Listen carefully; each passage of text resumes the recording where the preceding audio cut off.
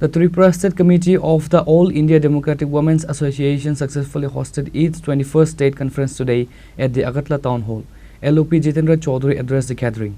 The leaders addressed the gathering focusing on the current socio-economic and political climate and stressing the importance of women's collective action in upholding democratic values and fighting for equality and justice.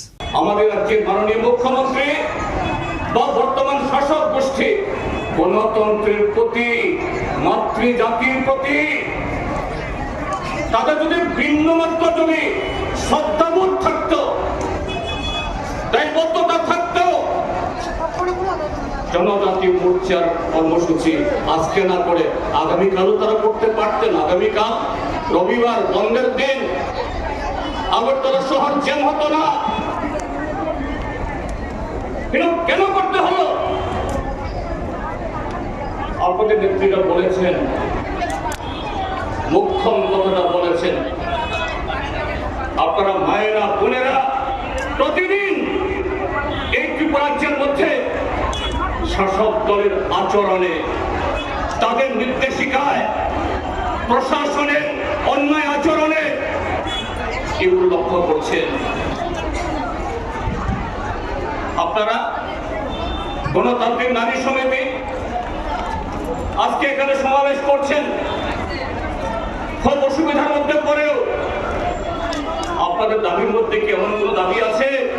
মাননীয় মুখ্যমন্ত্রী, আপনার 5 বছর মেয়াদে বাকি যে আরো 2.5 বছর আছে, এই 2.5 বছর আমাদেরকে ছেড়ে দিতে হবে। আপনাদের দাবি কি এরকম কারো আছে যে আপনার মন্ত্রিসভাতে আমাদের গণতান্ত্রিক নারী সমিতির একজন প্রতিনিধিকে রাখতে হবে? আপনাদের দাবি শুরুদের মধ্যে কি আছে? গত 7.5 বছরে আপনার প্রধানতায় ত্রিপুরা রাজ্যের দেবকুল্য আপনাদের সমস্ত কর্মকর্তারা লুটের যে পাহাড় তৈরি করেছে, রাস্তা ঘাট, পানীয় জল, হাসপাতাল, শিক্ষার বরাদ্দ, এগুলাকে লুট করে গণতান্ত্রিক নারী সমিতিকে কোথাও চেয়েছে আমাদের কিছু লুটের ভাগ দিতে হবে? গণতান্ত্রিক নারী সমিতি কি এই দাবি করেছে?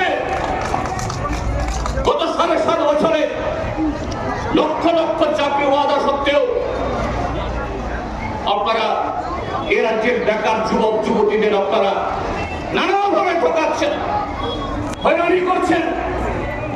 যত সামান্য ছেলে কোটাদের 2-4টা চাকরি হয়, তার সীমাভাগ চলে যায় ওই আসামে, পশ্চিমবাংলাতে, বিহারে, উত্তরপ্রদেশে। অন্য রাজ্যের চাকরি প্রার্থী কি করে? যে চাকরি ত্রিপুরা রাজ্যের যারা স্থায়ী বাসিন্দা তাদেরই হওয়ার কথা, আপনার কি কেউ চেয়েছেন যে না শুধুমাত্র গণতান্ত্রিক নারী সমিতির সন্তান সন্ততি তাদের পরিবারের লোককে দিতে হবে? না, এই দাবি আপনারা আজকেও করেননি, এই দাবি আপনারা কোনোদিনই করেন না। গণতান্ত্রিক নারী সমিতি কি দাবি উত্থাপন করে? শুধু গণতান্ত্রিক নারী সমিতির যারা সদস্য তারা নয়, এ রাজ্য আইন শৃঙ্খলার কোন আর ন্যাসপত্র আজকে নেই। এটা শুধু অভিযোগ না, ভারতবর্ষের স্বরাষ্ট্র মন্ত্রক প্রতি বছর লিখিতভাবে যে রিপোর্ট বের করে, যাকে বলা হয় national crime report bureau, NCRB, যে দপ্তরের মধ্যে ভারতীয় জনতা পার্টি দলের অন্যতম নেতা অমিত শাহ, তার সরকারে যে ঘোষণাপত্র, সেখানে এই ছোট্ট ত্রিপুরা রাজ্য মাত্র 44-45 লক্ষের রাজ্য নারী নির্যাতনে,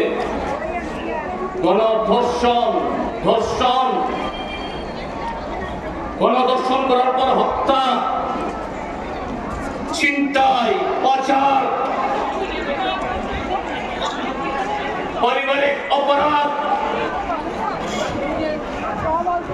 আরো নানাভাবে এই সমস্ত অপরাধে ত্রিপুরা রাজ্য এই ভারতবর্ষের 20 কোটি 15 কোটি 10 কোটি যে সমস্ত রাজ্য জনসংখ্যা এদেরকে ছাড়িয়ে তাদেরকে পেছনে ফেলে ত্রিপুরা রাজ্যের নাম 1 নম্বরে জল করে। Reporting by Pranav from Agartala, Chini Khorang.